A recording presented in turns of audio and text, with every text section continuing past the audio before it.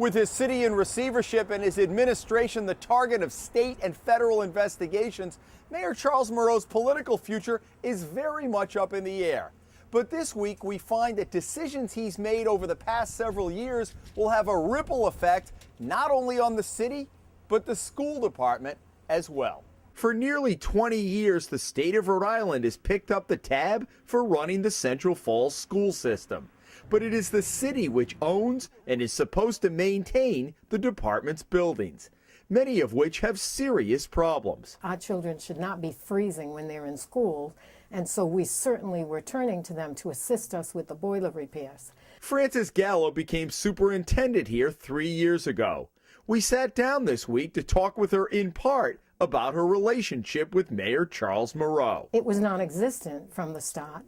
I did make appointments. I did try to reach out to him. We did sit several times in his office at all times, and I went through my entire schedule. He was always demeaning, making sure that I understood that I was nobody and that I don't have a schedule compared to him. Gallo learned early on that any decision about repairing a school in the city had to be run through City Hall. We learned there was a new rule recently established that any time I asked for a simple repair, it was not to be approved unless I went to the mayor. Personally? Personally. So when I learned that, I said, well, okay, let's go. And so I went to the mayor that particular day and waited in his office, and that's when I learned that he doesn't take walk-in appointments. Was he there? Oh, yes, he was there. I could see him. And he wouldn't come out to see you? He would not. And so what did you do?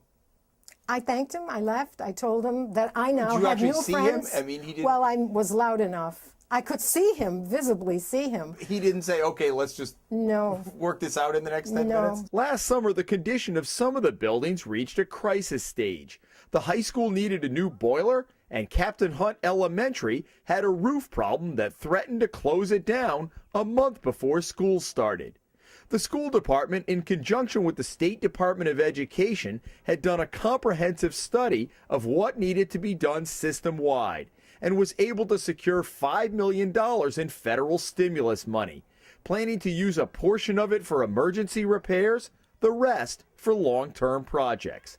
Gallo quickly found out, though, Mayor Moreau held the checkbook and was calling all of the shots with virtually no input from a facilities committee made up of representatives from both the city and the school department. I didn't know about the bid, didn't know that it was the only bidder, didn't know how it was awarded. The bid was for more than $500,000 in emergency repairs to Captain Hunt Elementary, which was built in 1973. The loan bid went to a company whose president played a major role in the mayor's re-election campaign last year.